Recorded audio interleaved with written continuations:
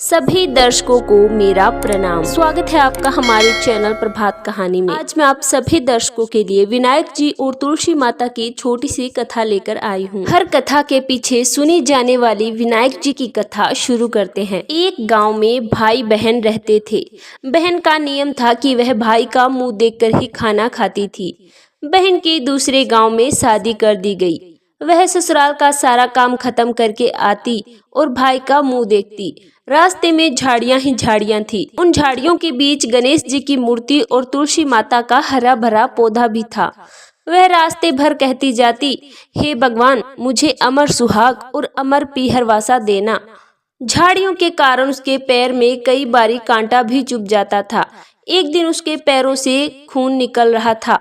भाभी ने पूछा कि आपके पैरों को क्या हो गया है?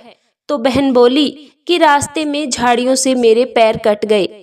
भाभी ने अपने पति से कहा, आपकी बहन रोजाना आपका चेहरा देखने आती है और उसके बाद ही खाना खाती है।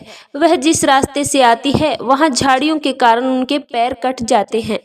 आप वहां का रास्ता साफ करवा दो। भाई ने कुल्हाड़ी लेकर सारा रास्ता साफ कर दिया। रास्ते में से विनायक जी और तुलसी माता को भी हटा दिया। इससे भगवान नाराज हो गए और उसे हमेशा के लिए नींद में सोता हुआ छोड़ दिया। पत्नी जोर जोर से रोने लगी।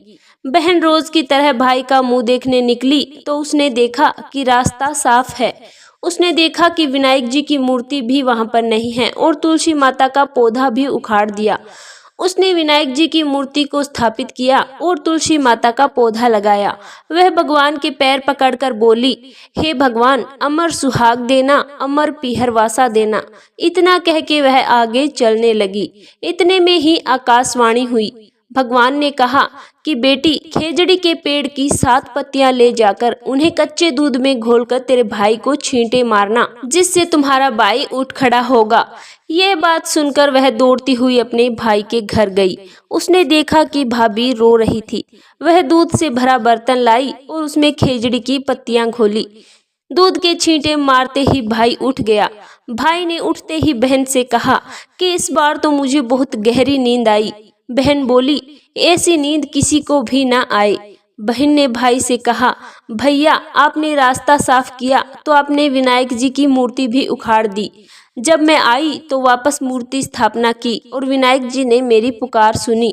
हे विनायक जी महाराज, जैसी उस बहन की सुनी वैसी सभी की सुनना। कहानी कहते की सुनते की सभी मनोकामनाएं पूर्ण करना। जय श्री गणेश।